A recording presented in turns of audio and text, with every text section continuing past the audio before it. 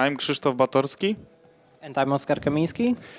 And we both, Oskar and myself, we are working for the same company, for Procter & Gamble. We are technical leaders in Innovation Hub. We are driving the technical transformation of over 500 websites, including brands like Brown, Gillette, just to name a few. Last year, we have decided to build our first serverless application because after hours actually, because we were curious how the serverless works. And at first we weren't completely satisfied how responsive it was. That's why we work hard to improve it using WebSockets. How many of you already implemented something using WebSockets? Raise your hand, please. Okay, pretty nice. How many of you implemented something in serverless?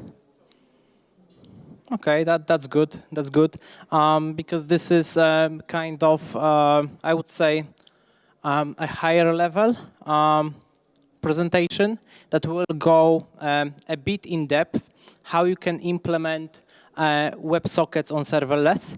And what you will learn is basically you will learn why WebSockets, implementation of WebSockets, it's not a trivial task in serverless.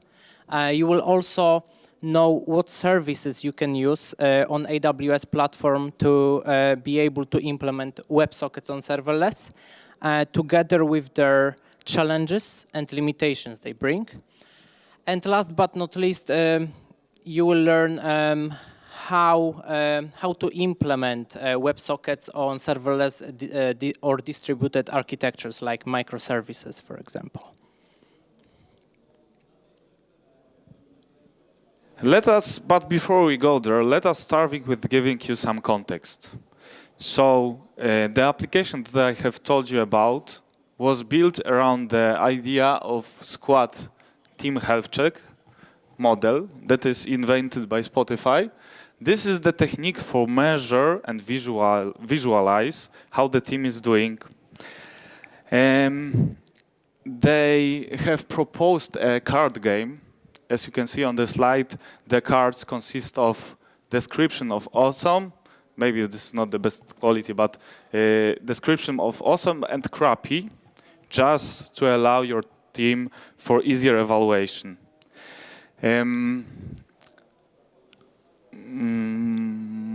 Like you can see here, they have proposed also this idea comes with predefined categories like fun, delivering value, easy for release, but you are free to create your own health indicators. Have anyone heard about the squad health check before? Okay, one person, two people. Okay, great. Overall, your team needs to decide how they feel in each given categories, and this could be achieved using different techniques, like dot voting, simple survey with average results, or poker planning, or whatever suits best your team and your culture. In our team, it is also important that part of this idea is discussion about the results, not only gathering the raw data, but also the discussion. We like in our team to finish such session with action points, just to know where should be our focus. So this overall, this tool should help your team spot your weaknesses and focus better the improvement efforts. First, we started with doing this health check using paper cards and on the blackboard, but it was a bit limiting and inconvenient, especially having in mind big distributed teams. So that was actually another reason why at the first place we developed our mobile application and serverless backend. So this was how the application looks like. If you can go back, yeah, it's available to download on Android store and iOS store. It's called Team Health Check, actually, Team Health Check. And yeah, like you can see on this screen that you have custom categories. You have 11 categories from Spotify Squad Health Check. And also, after you vote, you get this list of categories, how all team was voting. You can see how it's improving or decreasing with certain categories. Yeah, so this is about Team Health Check. And yeah, before we go forward, after we implemented and tried the first version of this application, we realized that there were screens in this mobile app that must be updated whenever different user is doing a particular action. So like you will see on the video that I will show you in a moment, let's say, for example, we are a team and you are voting, you are creating new health check, you are voting for those categories. After you vote, we want to basically realize who already voted. And after somebody finished the health check, we want to realize that the health check is finished and we can go to the updated results of that. So let me show you how it actually works right now. Okay, I will show you that in a moment after Chris will take over. So I will show you how it works right now. And yes, some of you, after you will see this video, some of you will be able to say, wow, it works really, really nice. It works fast. The updates are pretty cool. But some of you may know those especially who implemented WebSockets on a monolithic architecture will say, well, I implemented WebSockets within 1 hour, right? Because implementing WebSockets on monolithic architecture is pretty simple. So what we basically do in monolithic architecture, we have this client, we have this server on the right, and there is this connection. And this connection in the center is a stateful, persistent connection that as long as it's kept alive, any of the parties, the mobile phone or the server, can push any data they wish on the other side. And it's pretty simple, right? Because everything you have to do, you just download the library like Socket.io, you connect on the client and it works. But this is what will happen a few minutes or even seconds later if you are using serverless. So like you can see, this gray compute engine, there is no server, there is no virtual machine, and therefore there is no connection. Why it happens? Because we are on serverless, right? This is the main idea of serverless. We are not paying whenever our users are not using our application, our backend, and therefore our cloud provider has no incentive to keep the virtual machines running. Yeah. So what our cloud provider does, it can happen even a few seconds after we initialize the connection. It takes our virtual machine, it kills all persistent connections, it spawns a new Docker container on it with a new code, with a new client, for a new client. And therefore, if we can't implement really directly the connection between the client and the server, we have to think about different ways how to achieve WebSockets on serverless. And yeah, we'll talk about 3 ways how you can do it. So there are, or we identify actually 3 ways of achieving serverless architecture on AWS platform. And those are AppSync, Amplify, and API Gateway. As you can see on the next slide, so you can see in front of you our evaluation of flexibility versus amount of efforts needed to implement each of them. In our opinion, Amplify is the easiest one, but API Gateway is the most flexible one. Let me start with describing the AppSync. How many of you knows GraphQL? Could you raise your hands up?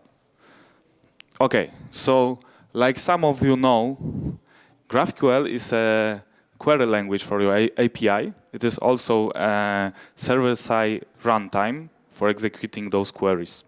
It has been recently very popular alternative to the traditional REST communication. AppSync is just a service managed by AWS for you, which is 100% serverless. And AppSync comes with some additional features like offline programming or live data synchronization. It has a live schema editor with validation, and this is the place when you're gonna define your schema model or alongside with queries, mutation, and subscriptions. It has also ready to use for you online query edition, so there is no longer needs of downloading any software to your local machines.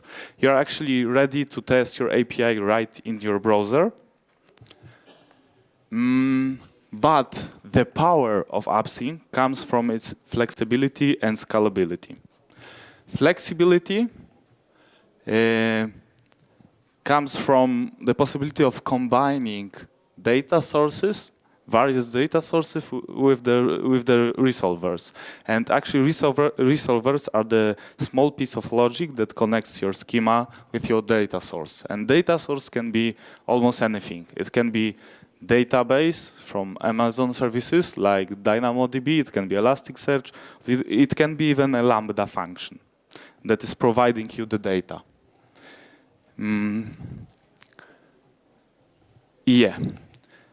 Speaking about GraphQL, GraphQL is capable of handling WebSocket connection using so-called subscription. And this functionality was also implemented by AppSync. So you are able, like you can see at the top, you are able in this way to model your subscription using so-called schema directive, AWS subscribe. And in this notation allows you actually to create any type of relationship between the subscription topic and mutation. It can be many-to-many, it can be whatever you like. So the subscription topic here is subscribe to new post, and there is also mutation array, and here we have actually only one mutation called put post. So maybe let's check if we can run the demo of how it works right now. Yeah, so on the left side you will be able to see how we are executing some actions on one client, and on the right side there is different client connected. The guys are in the same team, so the guy on the right device should be able to see how the actions done on the left device should be propagated on his own view. So yeah, he started the health check. You can see that the new health check started. The guy is voting. So this is the main flow that you will do during the health check. He's sending his results. You can see how fast it's propagated, and there is no new health check at the moment after he finished. Okay, getting back to the AppSync. So you cannot make a subscription without having a mutation first. We are considering this as a big disadvantage because you are kind of forced in some scenarios to creating fake mutations. So mutations that doesn't impact your data, and they are only invoking to push messages down to the client. Here on the bottom you can see higher order component that is actually updating the view in the React application, and it is using GraphQL from the Apollo client library. It was previously configured in a very specific way using AppSync SDK. To wrap up and sum up AppSync, the biggest advantages of this service is lies in its flexibility and scalability. It has some additional features like live query and schema addition with auto-completion. There are also some helpers built in for you, like generation of app clients. It can be Android, iOS application, or web application. It also provided to you some. It can even generate for you schema if you have well-defined model in your database. And there are also templates of resolvers. So you don't need to worry about writing the code. You can just choose the proper template for your resolver, and it's actually gonna handle 90% of your cases. Of course, there is also some cons of this solution, and the biggest one, I mean, maybe it's not a cons, but the AppSync requires from you knowing the AWS ecosystem, and this is really important. That without this knowledge, you cannot actually run this service. There's another cons that subscription can be fired only after mutation. And when I was preparing a demo, I faced some issues with the SDK, AppSync SDK. Actually, it wasn't work well with the newest version of App Client. So this is something also that you need to remember. So talking about the subscription fires only after mutation, you can imagine whenever you are using AWS and you want to create a gallery, for example, for your users, and what you do, you give them ability that they can push their photo to the S3 bucket, and S3 bucket has a subscription, and this subscription saves the metadata about the photo, like for example where it is on the bucket, to the database. And after you do that, to be able to propagate this change to your users, you still have to do empty mutations on your client. So after your client get a response that the photo was updated in S3, it was propagated to the, let's say, DynamoDB, you have to do an empty mutation again to be able to subscribe from different clients that are connected. Because without mutation, you can't create subscription. So therefore, you can't push the data from the backend without making mutation, and this is kind of limitations, because if you are not using the service, you want to push the data from different service than AppSync enables you to integrate with, you can't do that. Yeah, so bear in mind this limitation is pretty big, I think. Yeah, that's right. So there is also another way that you can implement WebSocket on serverless WebSocket on AWS, and this is called Amplify. Amplify is a command line tool that allows you to generate the whole cloud, generate and maintain the whole your whole cloud infrastructure by simply answering the series of semi-technical questions. You are able to create your stack, including API, database of your choice, authorization, and many, many more. Speaking about API, actually, Amplify is capable of both GraphQL and REST. But if you would like to implement WebSockets, it is right now possible only with the GraphQL API.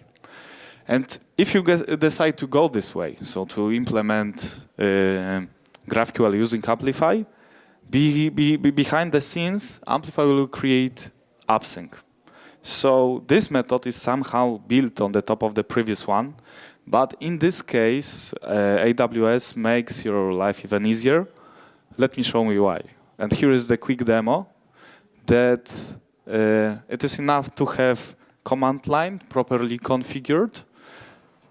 You need to initialize the project, answer a few questions, add API, define your schema, and within few comments you are ready to deploy and push your whole backend infrastructure.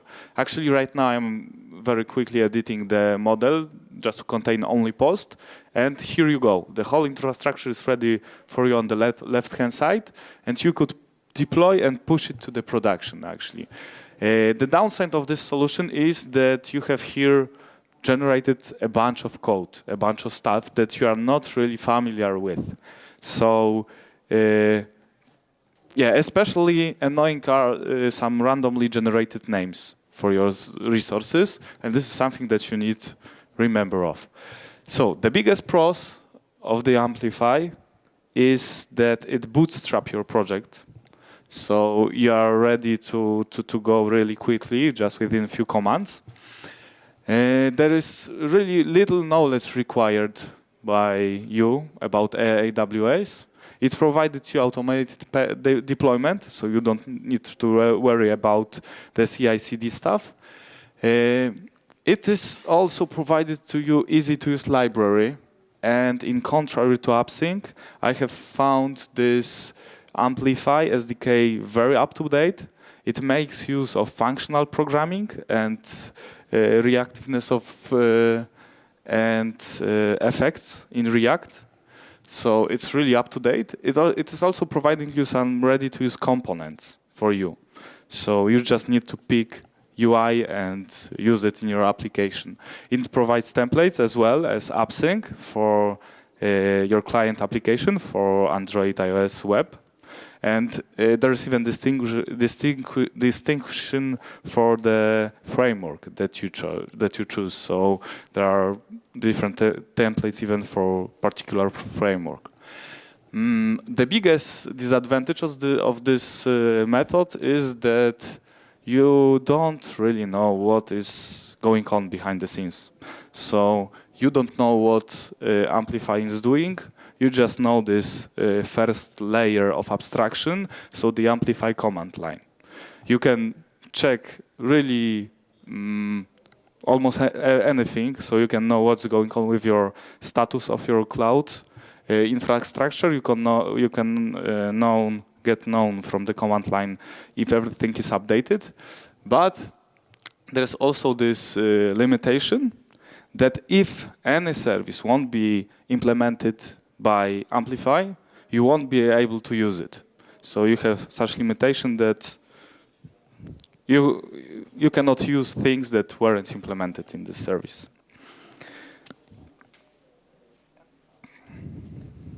So this was about Amplify, and when I was on the previous conference, AWS Summit here in Warsaw, I could see that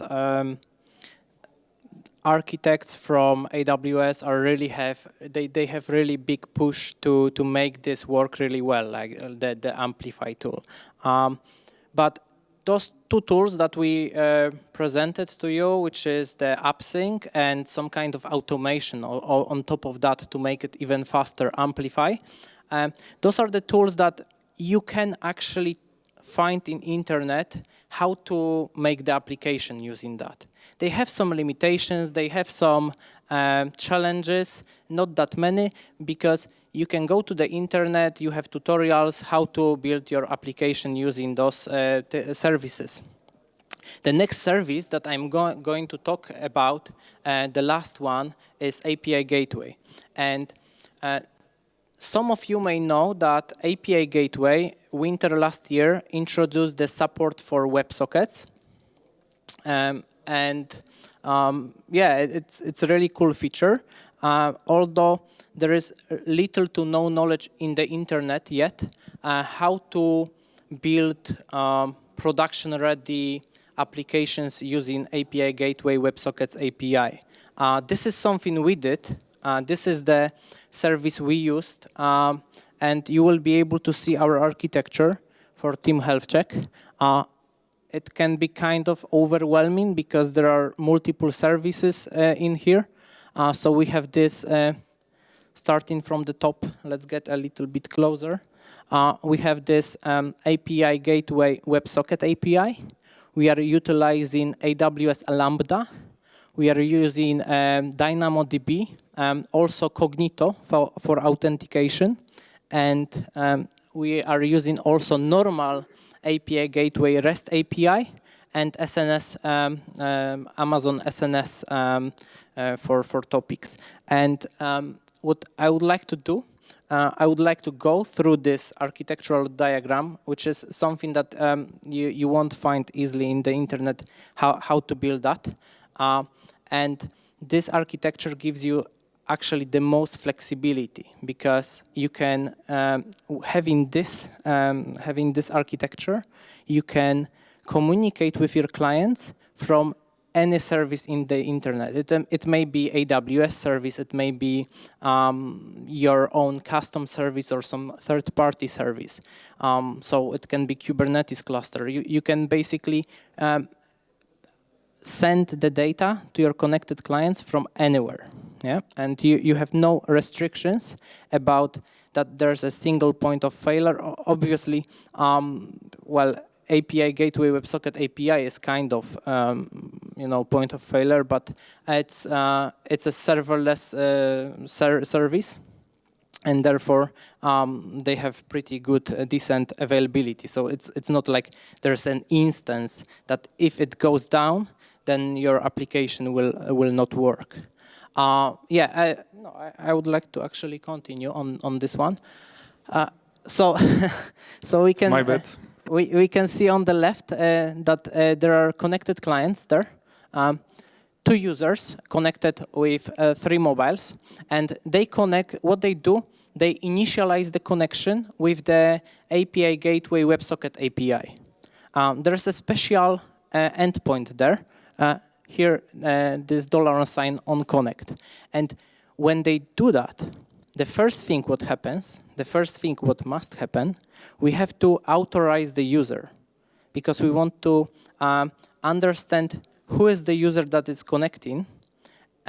So we have to build a custom authorizer.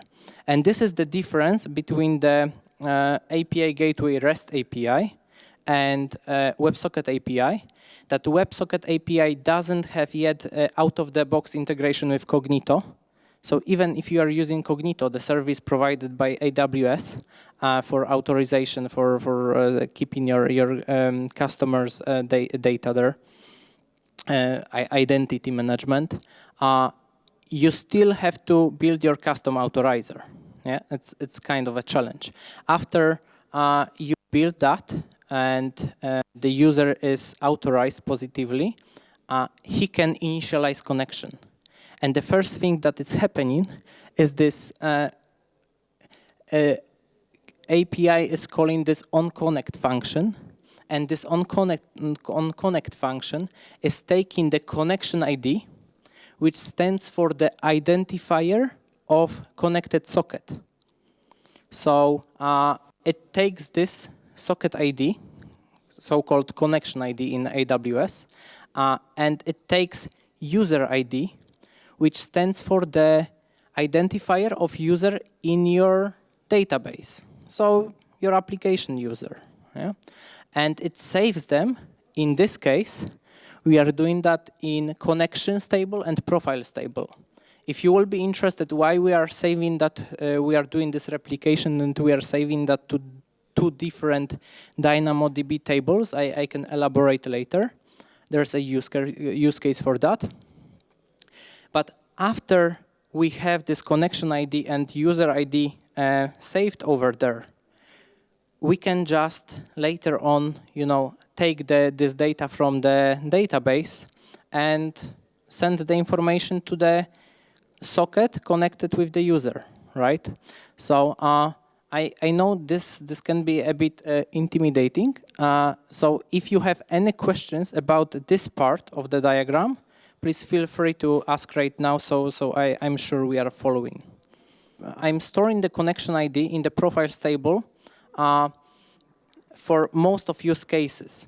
But as you may know, that WebSockets, it's a stateful connection that is actually calling the, it's sending, whenever you initialize WebSocket connection, what you are doing, you are sending a post request, and this post request has update method. And this request happens only once, okay? So whenever, after you initialize the connection, whenever subsequent connection you are doing to your server, to your API gateway, WebSocket API, you are not sending any headers. You are not sending any, basically, who you are. You don't authorize. You authorize only once during the this initialization process, and therefore, when you want to disconnect, so if somebody decide to close the browser or kill the application, you don't have information about the profile ID of this person. You don't know who is it. So you need a way how you can store a user ID with the socket ID in a flat manner, so you can filter your database through the socket ID. Because if I would like to do that in the profiles table, in the profiles table, one user, one profile can be connected to different devices, to multiple devices. And therefore, if I have 15 socket IDs for one profile, I can't, this is an array, and I can't search effectively through arrays, yeah? So I need also a flat structure over there.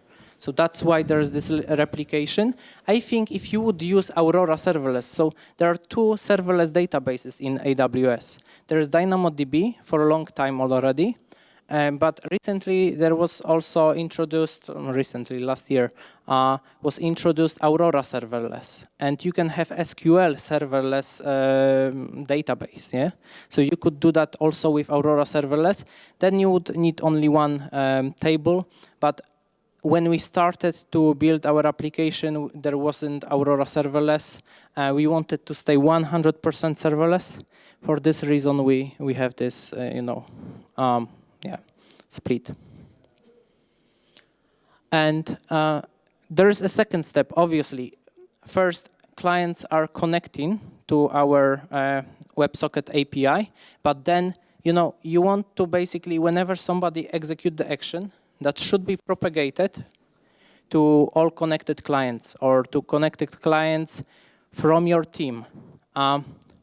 So then you need to do something, yeah? So what's happening in here is you can see that the client is sending a vote, so he is voting in this case. And after he votes, what's happening? Each of our Lambda that contains business logic, like voting, like creating health check, like finishing health check, sends a SNS message to the message topic. There are a range of message topics, actually. This is on this diagram, for simplicity, there is just one, but we have a range of different topics.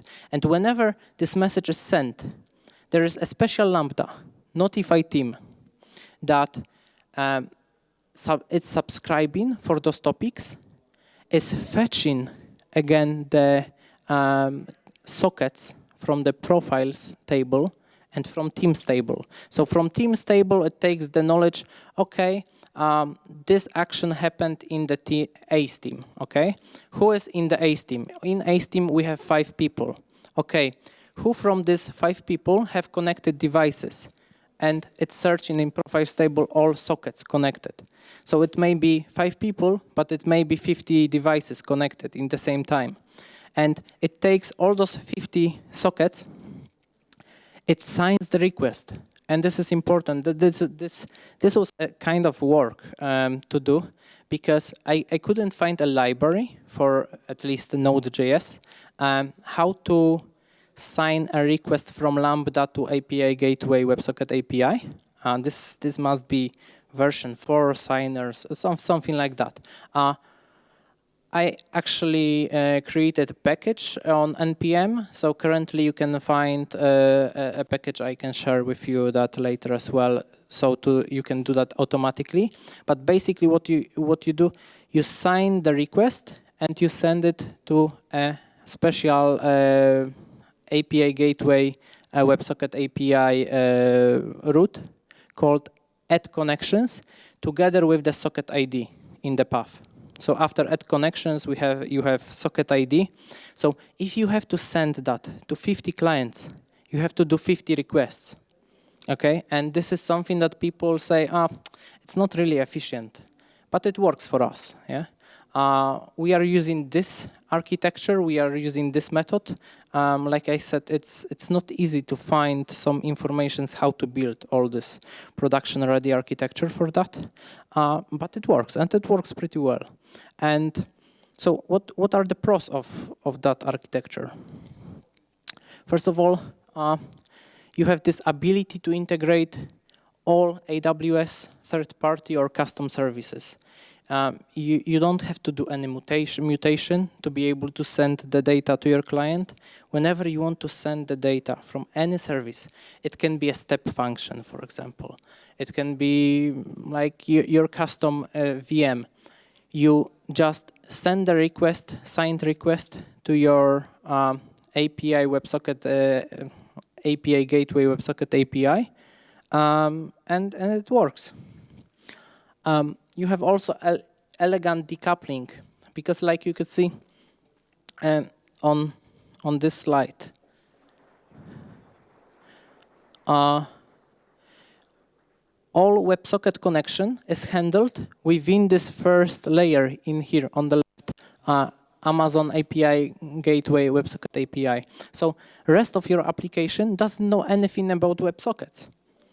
Your lambdas with the business logic don't know anything about WebSockets. They only send the SNS topic, message to SNS topic, and it works. There is some lambda subscribing for that. So what you can do whenever you are building, I don't know, how many of you build serverless using serverless framework? Okay, so some of you, 20%. So what I notice when people build their first application, serverless application using serverless framework, they're using just one service. They are building one service, and this is like kind of serverless monolith, because all lambdas, everything, all databases, everything is in one service. And what we do, because we have this nice decoupling with WebSocket API, we are able to build a separate service for WebSockets.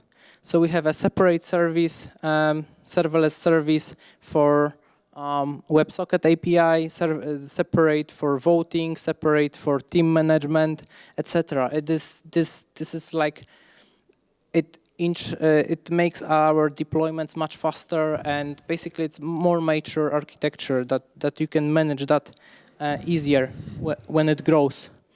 And yeah. And on the beginning of this year, this API gateway, WebSocket API, is integrated out of the box with serverless framework. What doesn't mean you don't have to do all those work that I show you on the diagram. So you still have to create your custom authorizer. You still have to store your connection IDs and connect them with your user IDs somewhere in DynamoDB or Aurora Serverless, and you still have to sign your requests. Yeah, so there are some challenges that you will have to do, even though you have this integration out of the box. And yeah, because of that, it requires more effort when you implement that for the first time. But it's just for the first time.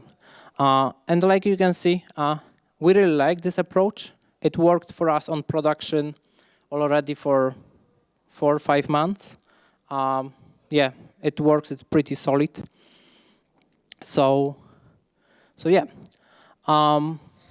So like we could see during this presentation, while implementing WebSockets on monolithic architecture can be a very simple process, because we are basically connecting the client with the server, and there is simple connection, persistent connection, and this connection is not gonna break because nobody will take our server. Yeah, there are two main WebSocket services that you can utilize, and those are AppSync and API Gateway. On the top of AppSync, you can use Amplify to make your life even easier and makes the implementation of WebSocket really fast. Yeah, and you could see the architecture of production-ready application. I didn't see any in the internet. I was searching a lot. I was doing like huge like research how we can do that, and there is little to no knowledge really about that.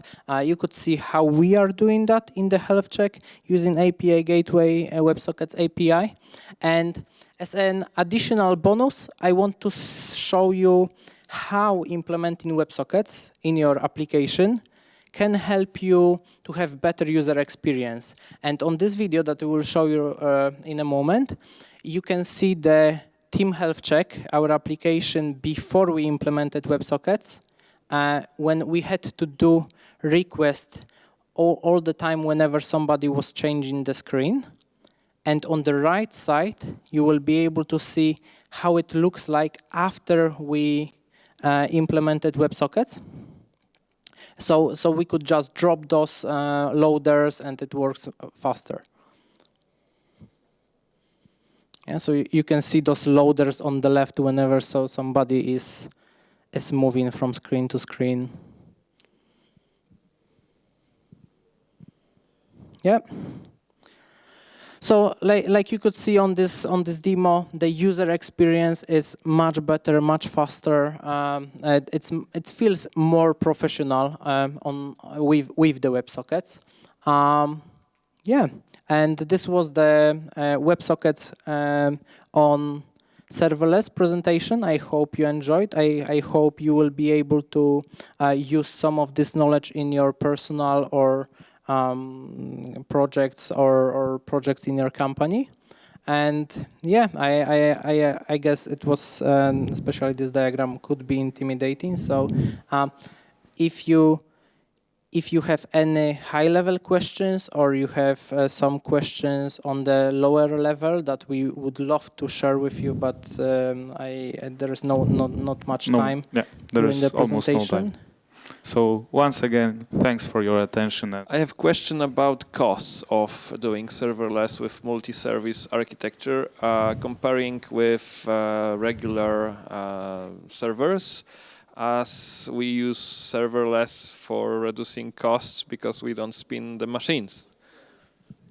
So currently we are paying zero.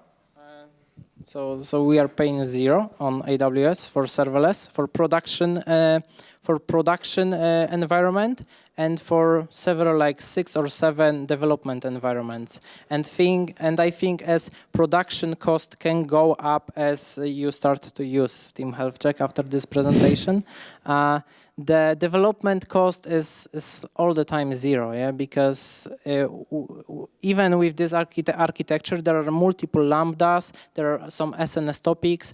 We are not gonna reach 1 million calls in development. Yeah, so. But it really depends on your scale. So on production. Yeah, right. Yeah.